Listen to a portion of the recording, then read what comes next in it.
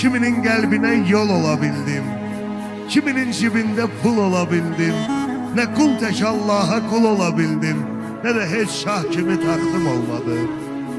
Nə canım o candır, nə ürək ürək. Verdiyim qəmlərə dözdü hey ürək. Hamının dadına çatdım hey ürək. Bağışla, bağışla bir sənə baxdım olmadı. Cəhd etdim, çalışdım, baxdım olmadı. Qış gəlib ömrünə gözlərin aydın, qar yağıb ağaran tellərin kimi.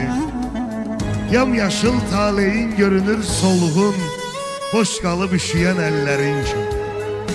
Kaş sənə bir dəfə verəydi salam, sən ona ömrünü verdiyin kimi.